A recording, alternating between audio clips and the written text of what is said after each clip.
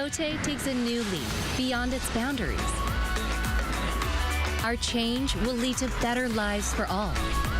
New Lotte, the power of a better world. New today, better tomorrow. Lotte.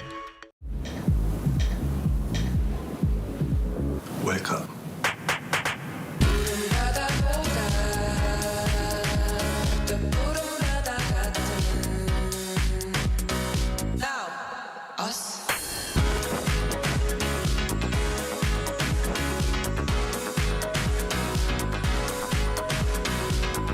엄청난 에너지를 춤으로 뿜어내는 나라. 감당할 수 있겠니? 하나, 둘, 셋. Hey, Mr. Cupid, who's lying? Make sure you listen to what I say. I may be stupid or quite naive.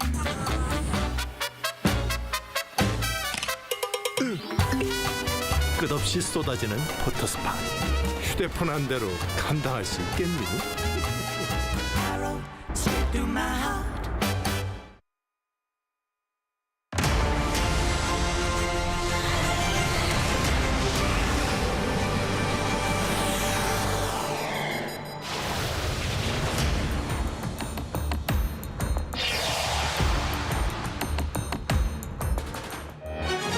The curtain goes down on the World Scout Jamboree as 40,000 young scouts gather this evening in Seoul's Sangam World Cup Stadium for a finale and K-pop concert. Typhoon Khanun has moved away from South Korea, leaving behind hundreds of cases of property and facility damages across the country, although no official casualties have been reported. The years-long unresolved issue of Iranian assets frozen in South Korea now seems to have been ironed out as the U.S. reaches a related deal with Iran. It's August 11th, 2023. This is News Center. Good evening. Thank you for joining us. I'm Yoon Jung-min. The 25th World Scout Jamboree that began in Saemangeum comes to a finale this evening at the World Cup Stadium in Seoul. We connect with our Shin Se-byuk standing by at the venue. Se-byuk, what's happening there at this moment, and tell us what the participants had to say. Well, Jung-min, the 25th World Scout Jamboree is finally coming to a close after quite a journey. Since its kickoff on August 1st, there have been unexpected hurdles and hiccups. The organizer had faced criticism over inadequate preparation for the event, such as lack of shade and poor sanitation amid extreme heat waves. What's more, due to concerns over Typhoon Khanun, all the Jamboree participants had to leave the original venue in Saemangeum, Jeollabuk-do province. Well, since then, the program has been expanded across the country, allowing the participants to take part in alternative tours and cultural experiences. Well, it's been a roller coaster ride, but those who took part in the Jamboree said they had fun during the 12-day program. I feel very grateful for all the times when we were in the Jamboree, and I'm glad that they actually managed to open up the closing ceremony for us. I met a lot of friends, I met a lot of people. The culture, the food, it's all very beautiful, it's all very nice. And now some 40,000 Jamboree participants gathered here at Seoul World Cup Stadium for the closing ceremony and the much-anticipated K-pop concert. To ensure everyone's safety, over 1,000 buses transported the participants here between 2 p.m. to 5:30 p.m. And the closing ceremony itself got underway at 5:30 p.m. and went on for about 30 minutes. Those from the United States and the United Kingdom who withdrew last week due to extreme heat waves also took part in today's finale. About an hour from now at 7 p.m., the K-pop concert will begin. Originally planned for Saemangeum's outdoor stage on the 6th of August, the location went through a couple of switches due to sweltering conditions and Typhoon Khanun. First to Jeonju World Cup Stadium for the 11th, and then to here at Seoul World Cup Stadium. A total of 19 K-pop acts, including New Jeans, IVE, and NCT Dream, will perform, and to be prepared for any unexpected emergencies and medical situations. Government authorities have set up 4 emergency medical stations on site, and more than 10 ambulances are on standby. It has been quite a journey. And what is the plan for the Jamboree participants once everything wraps up there? Well, once everything is over, everyone will head back to where they are staying. And after that, based on their schedules, they will start making their way back home. But there are post-event tours and activities lined up for those who wish to travel around South Korea after the official end of the Jamboree. To name a few, down in Gyeongju, they are rolling out cultural experience events, of which 400 participants from 5 countries, including Germany and Romania, have already signed up. The Seoul metropolitan government has also decided to offer special nighttime tours for scouts until tomorrow. The Seoul Beach Festival over at Gwanghwamun Square in central Seoul was supposed to wrap up today, but this has been extended until the 15th. So even though the official Jamboree is done, scouts from all over the world still get a bit more time to soak up the cultural vibes of Korea. Back to you, Jungmin. Our 신새벽 live at the World Cup Stadium. Thank you. Typhoon Khanun has left South Korea towards into the north. Hundreds of facility damage cases have been reported across the country, while there's been no official casualties reported. Our Choi So-young reports from on the site. On Thursday night, central parts of Seoul and the greater metropolitan area saw 80 millimeters of rain per hour from around 9 p.m., all attributable to the effects of Khanun. In addition, the Korean Meteorological Administration said that Seoul is expected to see more rainfall, 5 to 14 millimeters until Saturday, while northern Gyeonggi-do province is forecast to receive 20 to 60 millimeters. Typhoon Khanun has weakened and moved into North Korea, but in Seoul and here in Hanam, we are still seeing rain. The typhoon maintained its intensity and making landfall in southern regions of the peninsula, but weakened as it moved along the length of the country to the capital area. As a result, significant damage was avoided, but the typhoon is expected to be recorded as an unusually long-lasting weather event with its heavy downpours. Khanun is the second typhoon to stay over South Korea for more than 12 hours following Typhoon Solik in 2018. The Central Disaster and Safety Countermeasures Headquarters reported, as of 11 a.m., 379 cases of property and facility damage, including residential flooding and a combined submerged agricultural area of over 11.5 square kilometers, or around 3.3 times larger than Central Park in New York. While power outages affecting 46,000 households were also reported, over 98% of them have had theirs restored.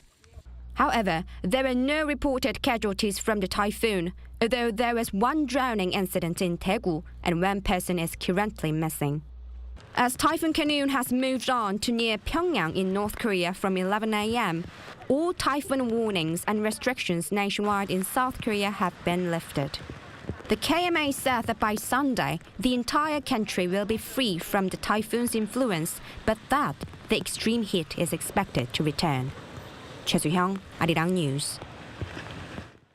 Iran is set to free 5 imprisoned Americans in exchange for several of its own detained in the U.S. and gain access to $6 billion of funds frozen in South Korea. Seoul has responded it hopes this matter resolved smoothly, entangled with its relationship with Iran. Choi Min-jung reports.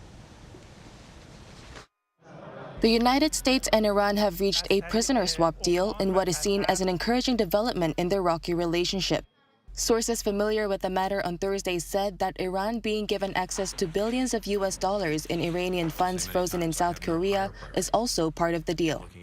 First, it's a positive step that they were released from prison and sent to home detention. But this is just the beginning of a process that I hope and expect will lead to their return home to the United States. It's reportedly known that the 5 Americans will be allowed to leave Iran in exchange for several returning to Iran from the U.S. once Tehran secures the $6 billion worth of oil payments frozen in South Korea.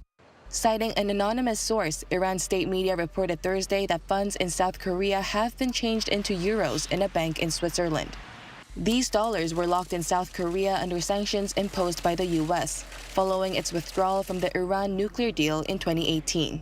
A South Korean foreign ministry official told reporters that the ministry hopes this matter can be resolved smoothly.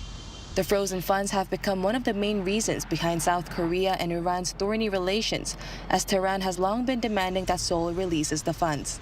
However, the U.S. clarified that the funds could only be used for humanitarian purposes, like buying food or medicine.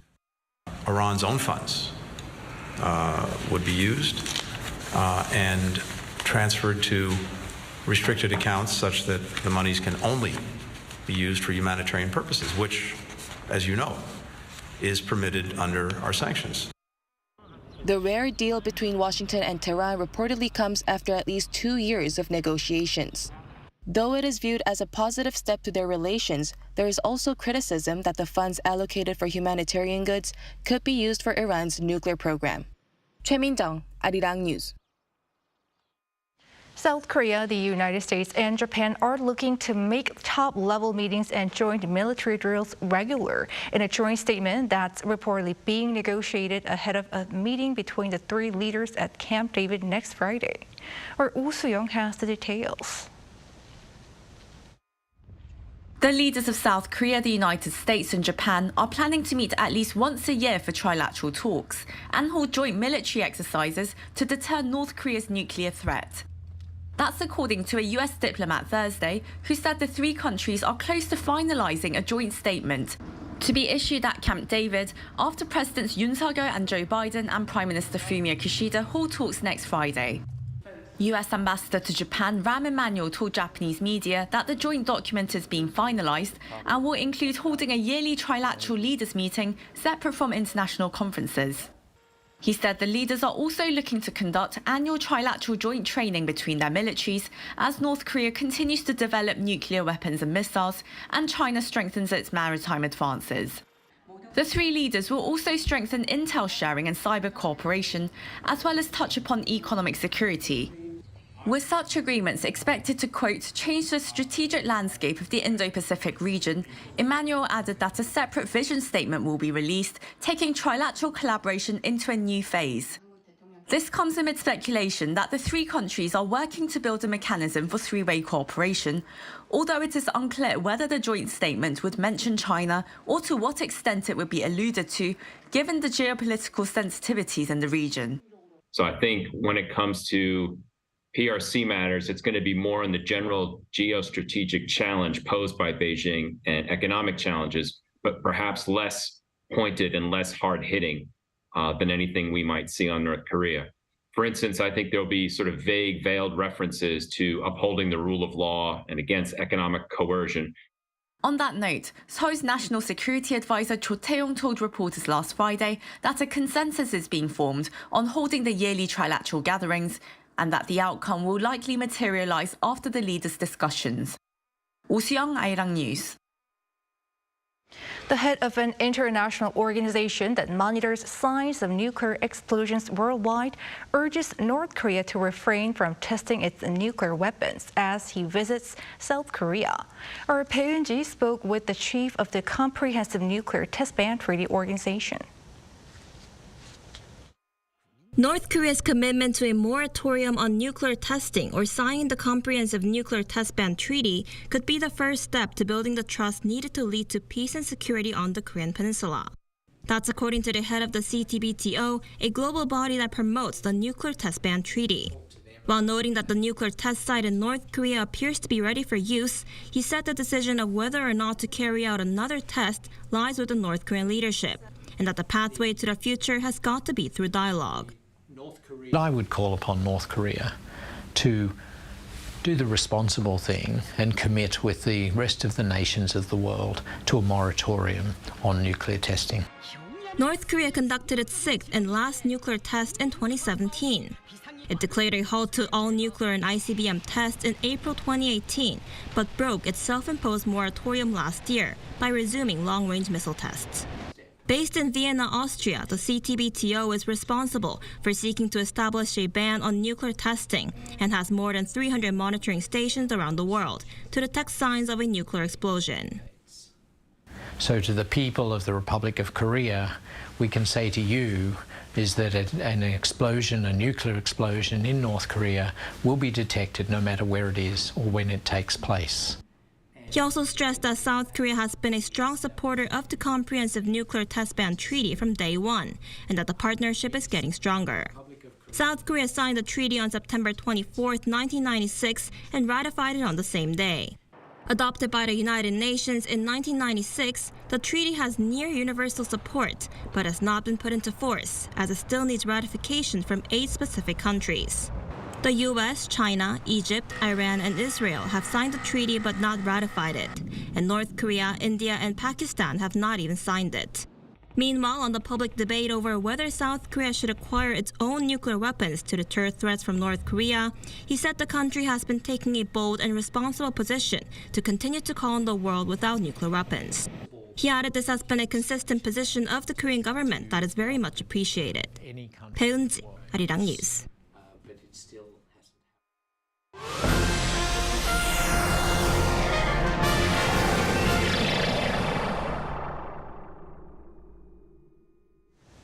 The South Korean government has seen positive signs in the country's economy despite a slowdown, due specifically to a recovery in exports and economic sentiment. Our economics correspondent Shin Ha-young has more. South Korea's economic slowdown has eased due to a recovery in exports and improved economic sentiment, according to the Finance Ministry's Economic Green Book released on Friday.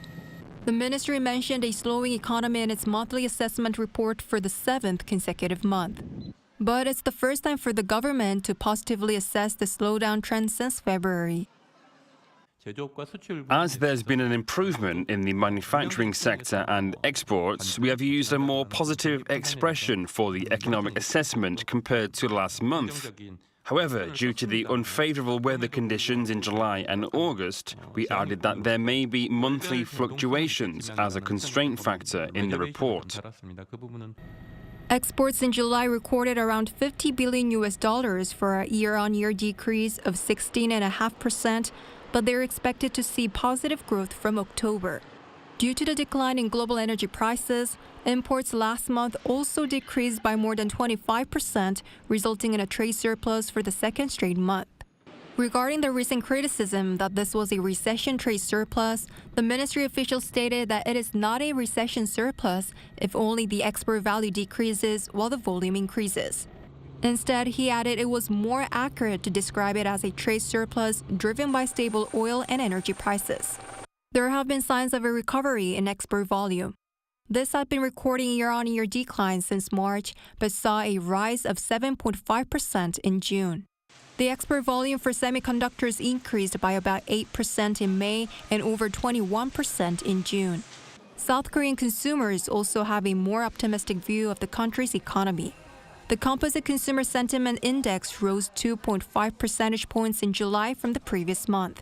Meanwhile, the Finance Ministry said global economic uncertainties remain, including monetary tightening, the prolonged war in Ukraine, and volatility in raw material prices. In response, the government plans to enhance economic vitality in the latter half of the year by focusing on stabilizing people's livelihoods and addressing price instability and damage caused by heat waves and heavy rain. Shin Ha-young, Arirang News. The wildfires that have been scorching the Hawaiian island of Maui for 3 days have killed at least 55 people as of Thursday local time, and the toll is expected to rise. Hawaii Governor Josh Green calls Maui's wildfires the largest natural disaster in the state's history, and they have turned much of the historic town of Lahaina to ruins. Thousands of tourists and locals have been evacuated from the western side of the island, and as many as 1,000 buildings have been destroyed. The wildfires caught Maui off guard after at least 3 major fires broke out on Tuesday. Officials estimate the fire that burned Lahaina was 80% contained by Thursday morning, and none of the other fires were 100% contained.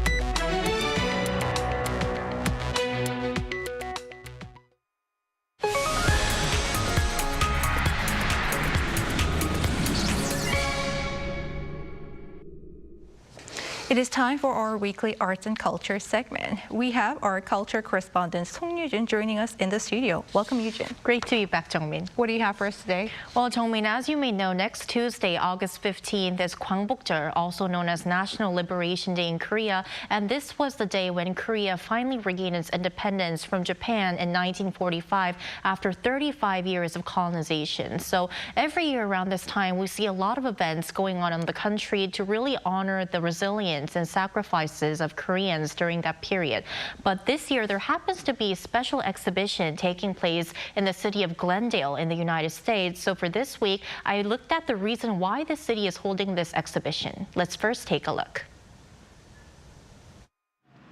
In Glendale, Los Angeles, stands the Statue of Peace.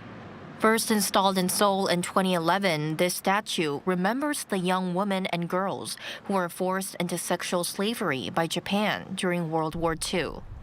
A replica found its place in Glendale 2 years later. In light of this, curator Chun Hae-yeon has been holding a special exhibition every year since 2014. After the statue was installed, Japanese far-right activists filed lawsuits and sent protest emails. The mayor of Glendale encouraged the Korean community to take action. I initially organized the exhibition through donations, and since 2017, I've partnered with the city library. The centerpiece, an installation called Remembrance Unveiled by Choi Jong-un. The empty chair resembles the one that's part of the peace statue.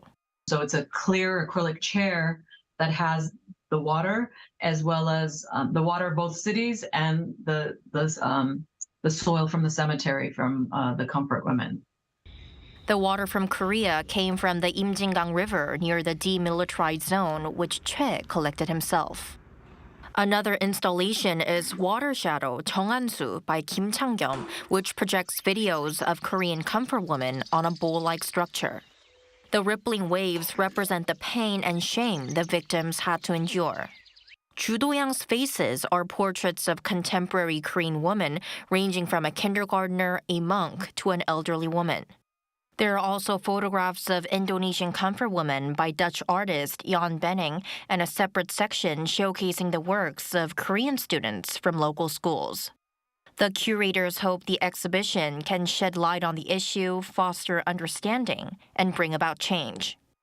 We didn't know very little about comfort women when we first started doing the exhibition, so it's been a constant education for us and everybody who sees it. Japan remains unchanged. They continue to promote pro-Japanese policies in Glendale, but Koreans, on the other hand, seem to have relatively little interest. The rights of comfort women haven't improved a lot when compared to the past, so it would be great if we could raise awareness. You can explore Women and War at Glendale Library until September 24th. Wish I could have a chance to see all those creative artworks in person. And then, what are some cultural events as we can enjoy here in this country?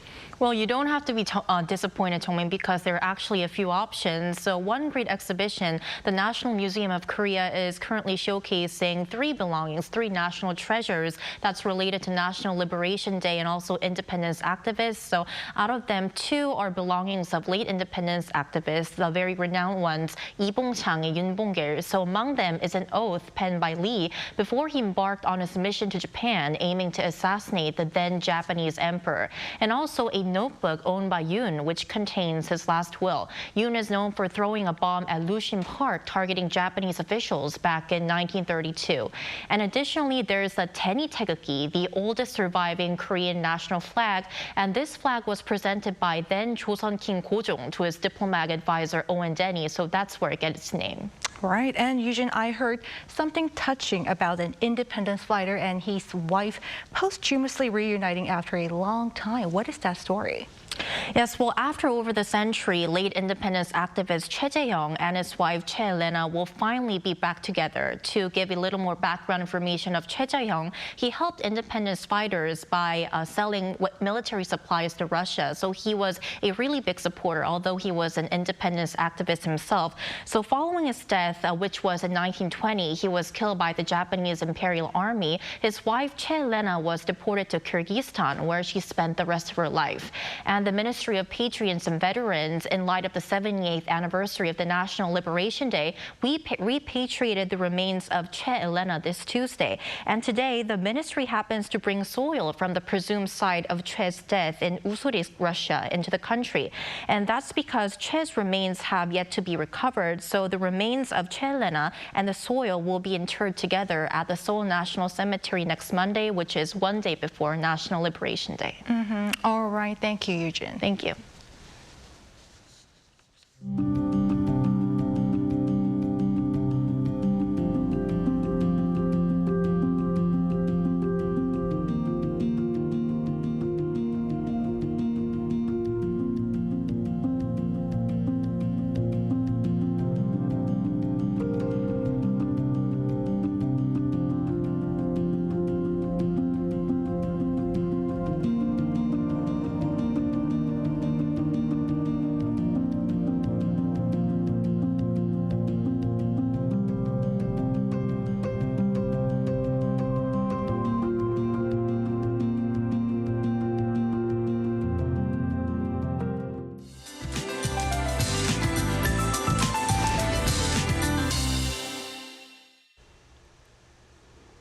Although the typhoon has completely dissipated as it weakened into a tropical depression, the nation will still be under the indirect influence. Central regions have lingering showers remaining until the morning.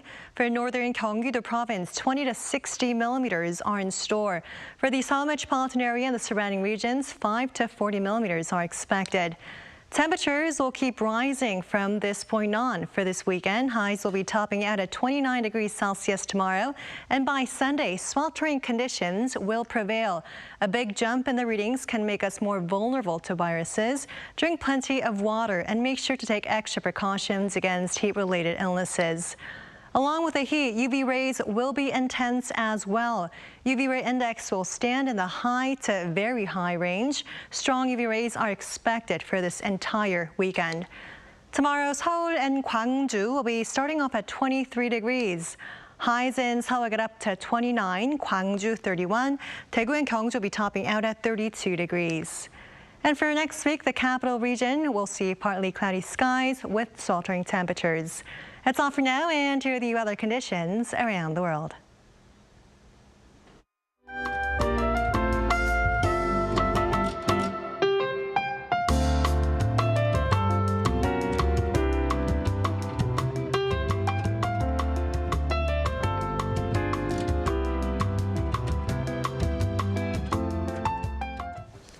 That is News Center for tonight. Thank you for watching. A panel session coming up.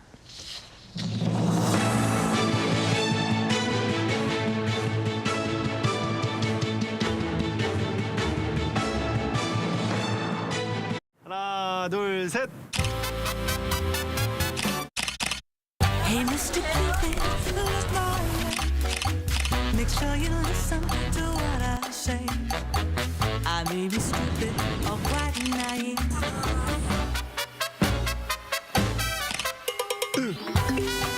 끝없이 쏟아지는 포토스팟. 휴대폰 한 대로 감당할 수 있겠니? Arrow straight through my heart. 웰컴.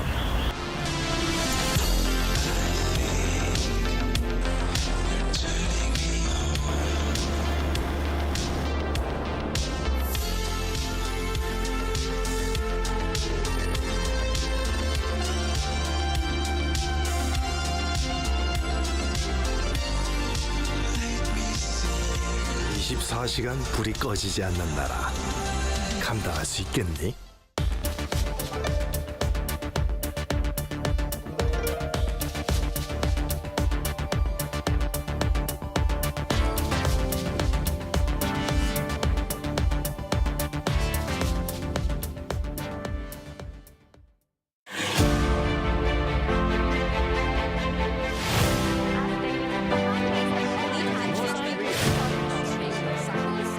We deliver stories on site. From Korea to the world, and from the world to Korea. We ask questions every day that could change the world. Taking news a step further, Arirang News. You're watching Arirang News. You're watching Arirang.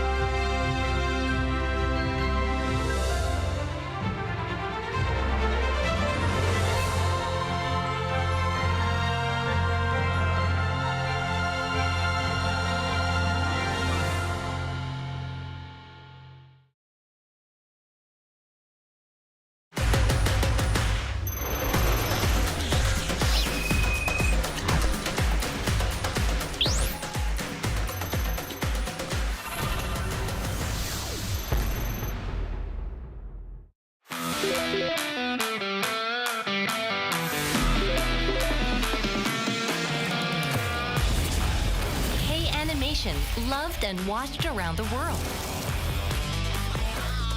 We want to make more animations to reach more children. Traveling time and space. Developing adventure and curiosity. Infinite creativity and hope. We want our children to grow up to be happy. Animation, watched by children all around the world. So that joy can be felt when our animation is watched. This is the reason we make animation and share with the world. K-Animation, befriending children all over the world. 한국에 오면 먹어야죠.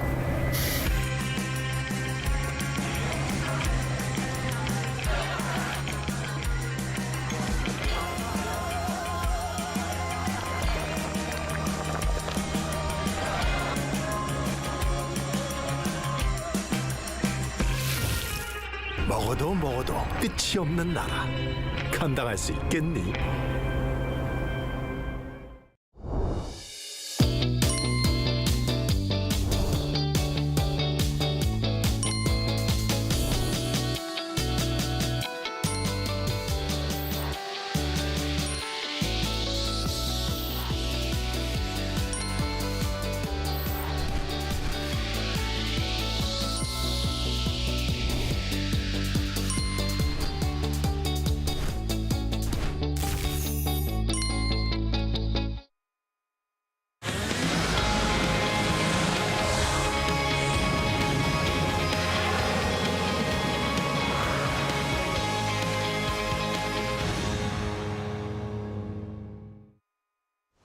Hello everyone, it's Friday and you're watching Within the Frame. I'm Kim Bo-kyung.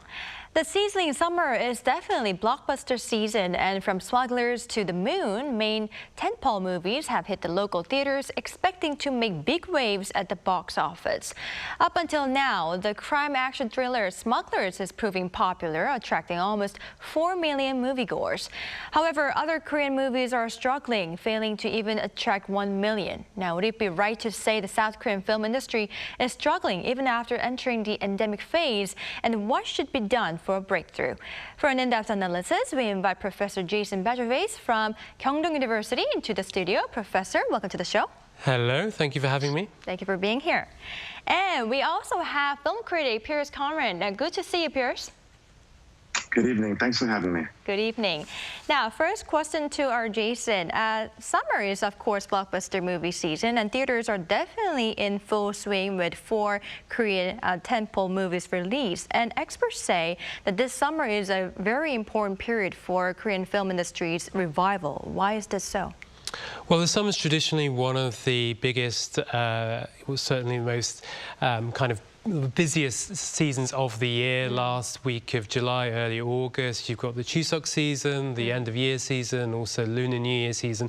These are times when the cinemas normally attract large audiences, wide demographic, young, old, and all sorts of different individuals coming into the cinema to watch films, sometimes, often as families. And the industry's been struggling to kind of stage a recovery following the pandemic. We've had the Roundup that's done very well, but a lot of films have failed to perform. And last summer was seen as a disappointment. I mean, some films did okay, The Hunt, for example, and Hansan, but Alienoid was a big box office disaster, and Emergency Declaration as well underperformed. So, all eyes were on the film industry this summer to see how well the films would do. There are a whole number of films released: Concrete Utopia, Smugglers, Ransomed, and The Moon as well. And there are also a number of films being released over the coming weeks. So it is an important time. A lot of these films have been awaiting release, and so they have to be released at some point. So they're now in cinemas, and are they performing? Some yes, some no. Right, I see. Now, Piers, out of these 4 blockbusters, if we take out Concrete Utopia that was released just this week, up until now, Smugglers has been the most popular, having attracted more than 3.5 million moviegoers. What is so unique about the film?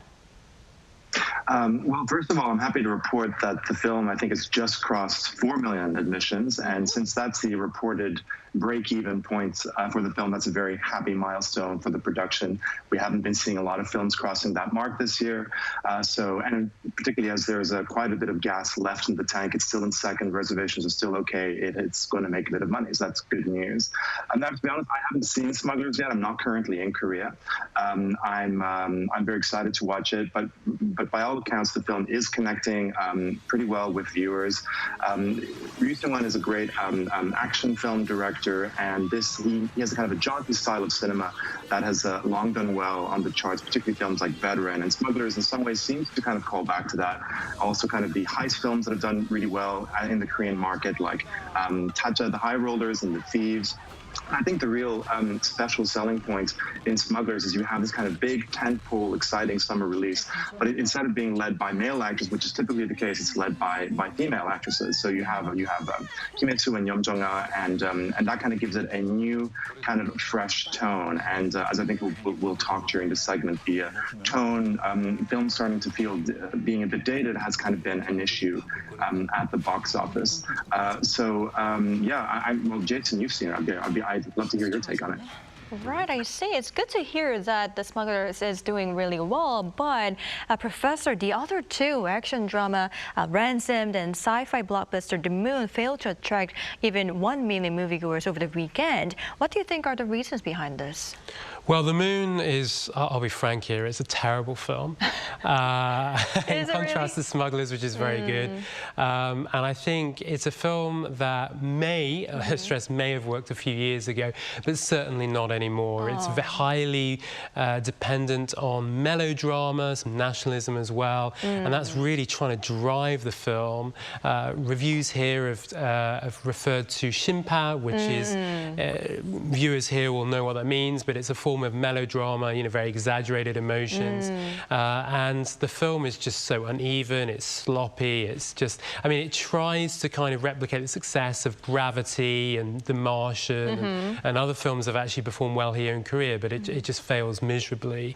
Ransomed is a much better film, but I think what they both share in common, though, these are films that, have done well in the Korean box office, a kind of heavy dose of melodrama, focus on these A-list actors and local themes, nationalism, but the problem is I think audiences now are seeking something different, and I think it's quite telling. The 2 films that are performing in the Korean box office this summer, Milsu, or Smugglers in English, and there's also Concrete Utopia. They're, I would argue, quite different blockbusters.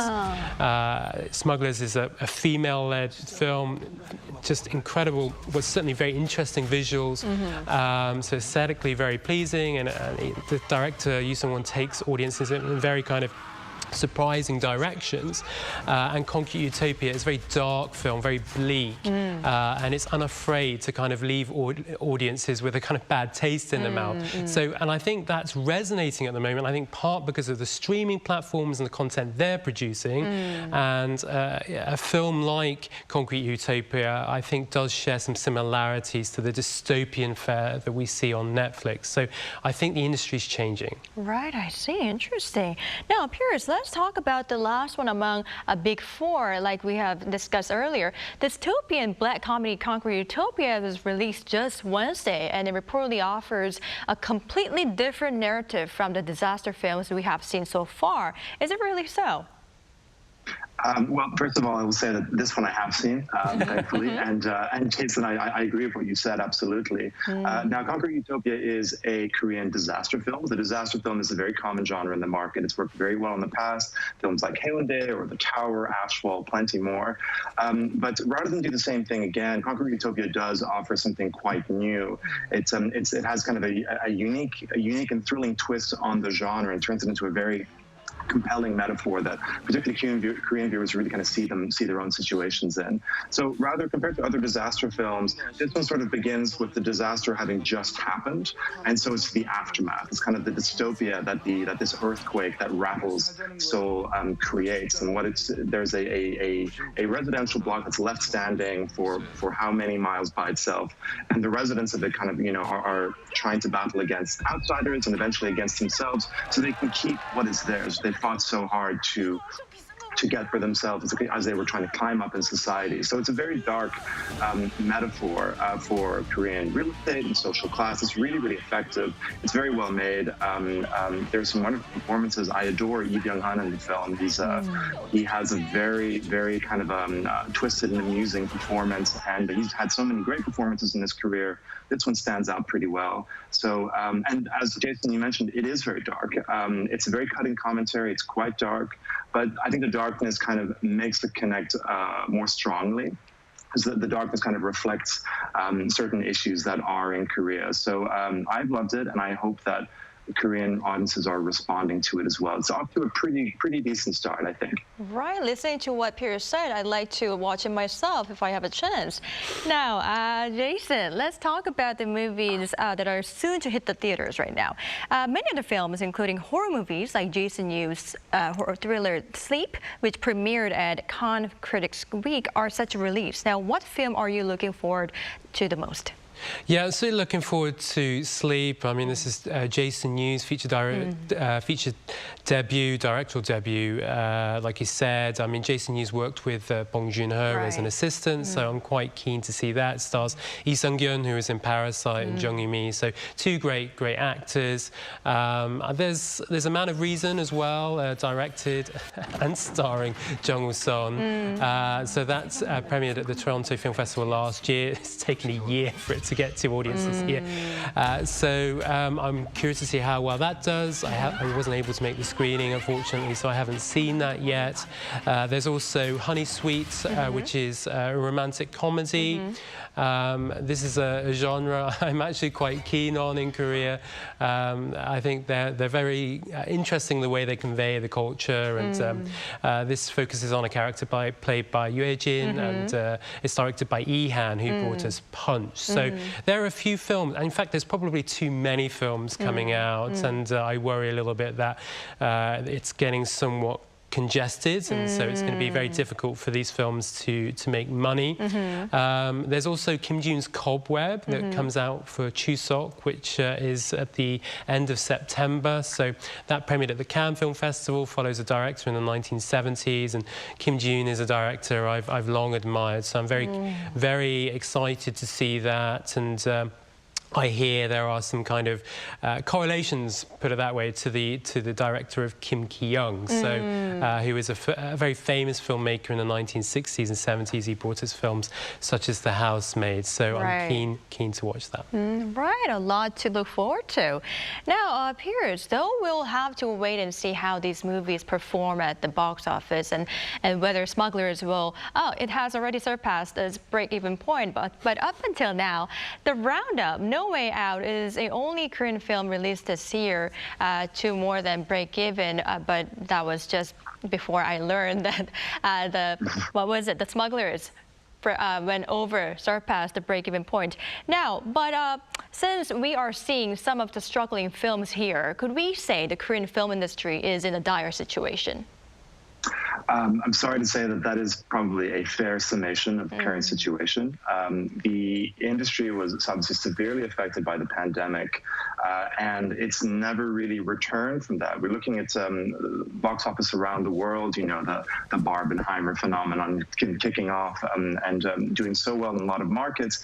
Korea just continues to struggle, and we can't really blame COVID anymore. So, you know, what are the issues? And the industry has kind of, you know, start looking inward and thinking, what are the internal problems causing this? I mean, it's not just Korean films. The imports are not doing as well as they have in the past either, but it's definitely affecting Korean films more. And some people were optimistic that this summer would be, hopefully, would be finally the return. That hasn't been the case. You know, we were hoping last summer would be the return.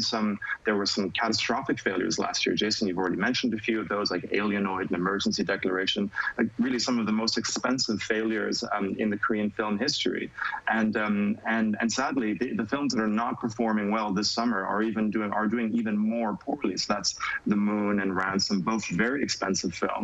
And they're not going to come anywhere close to recouping their investments. So that's not good. And there haven't been a lot of films released even. I mean, after the roundup, there was The Child, and then there was The Smugglers. So like in a 2-month period, they released one film in the middle. Last year, there were films like The Witch 2 and Decision to Leave, which did have some audiences. So there's really a problem there.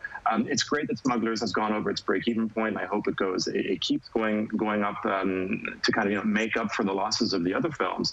But it's only the second film of the year to go over its break-even point. It's a completely untenable situation.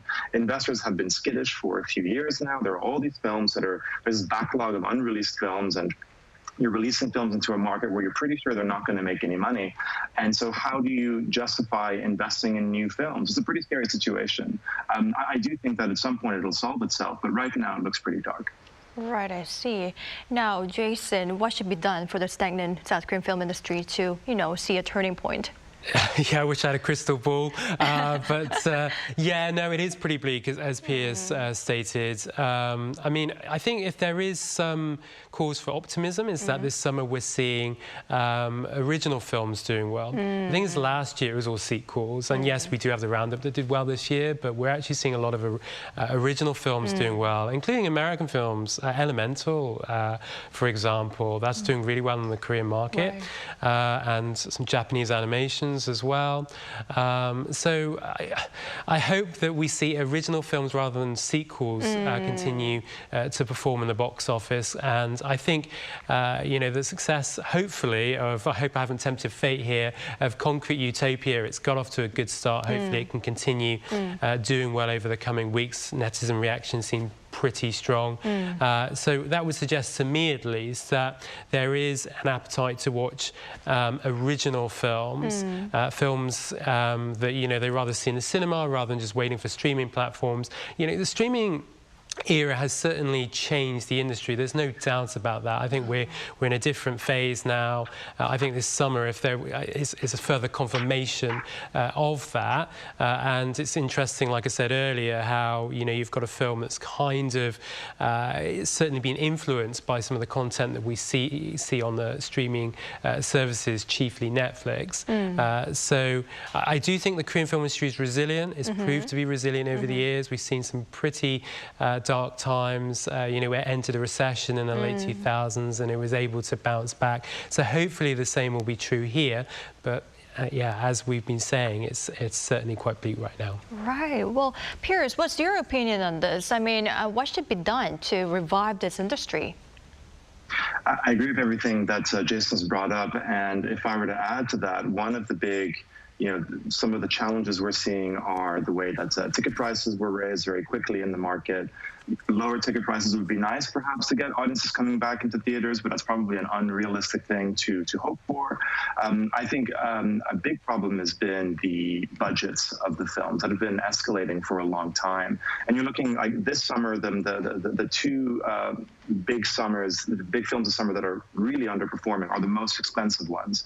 And the films that have been doing really well this year and last year, the roundup movies, those are relatively cheap films to make. And so Smugglers, currently the most successful film of the summer, is also the cheapest. So our audience is looking for big, effects-driven local films. I don't really think so. I think they want to see their Hollywood movies with their big effects budgets, and they want something different from the Korean market. And so I would like to think that this series of failures of big budget movies of Korean companies trying to ape like a Hollywood style film, the Moon, as Jason you mentioned, like it's like The Martian, it's like Gravity, it's trying to copy a Hollywood movie. Alienoid, a film I actually quite enjoyed, really didn't work, and it felt like it was trying to copy Marvel. Let Marvel do Marvel and let Korea do its own thing.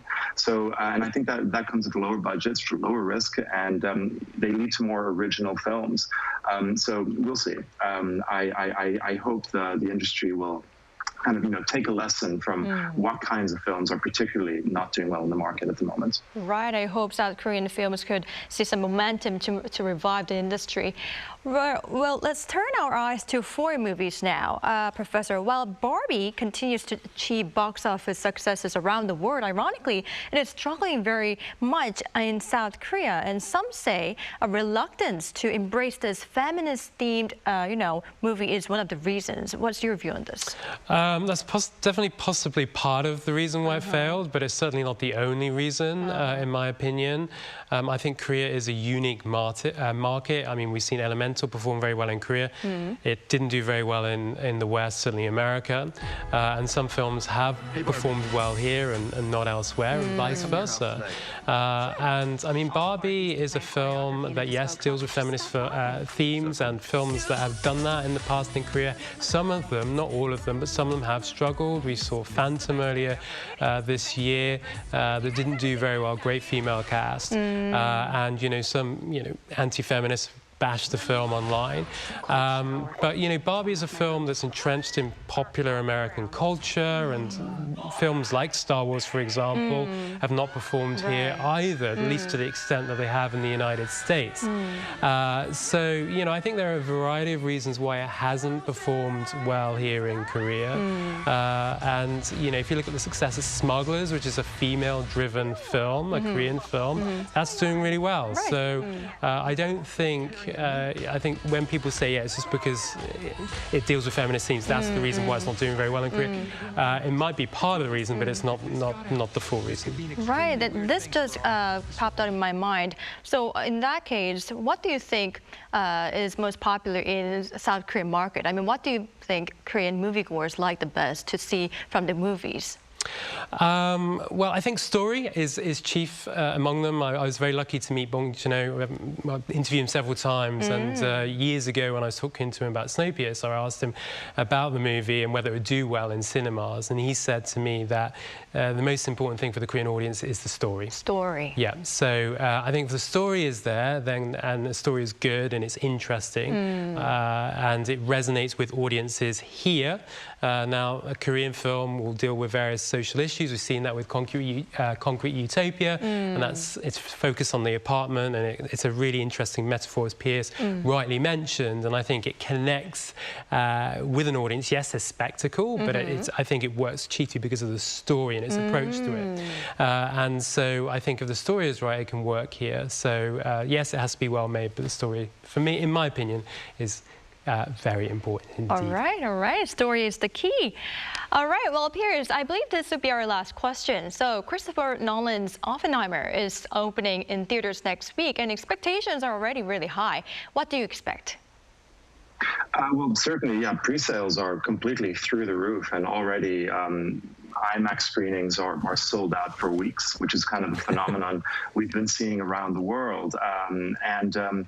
So it's clearly going to open very well, and the question is, how is it going to connect with local viewers, and will it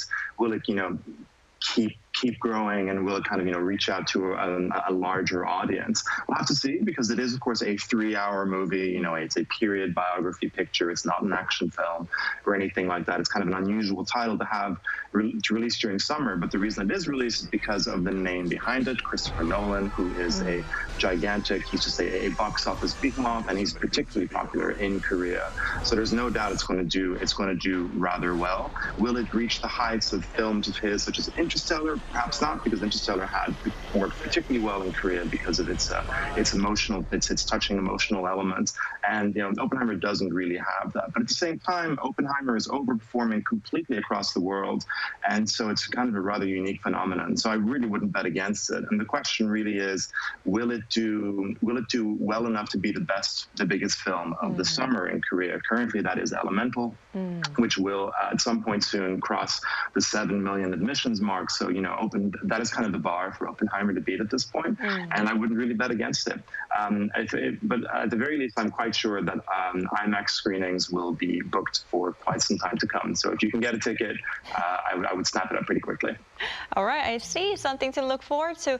Now, unfortunately, this is all the time we have for today's edition. Well, thank you, Piers, for your time and insights. My pleasure. Thanks for having me. Thank you, and thank you, Professor Petrovich, for your time and insights as well. Really appreciate it. Yeah, thank you for having me. Thank you.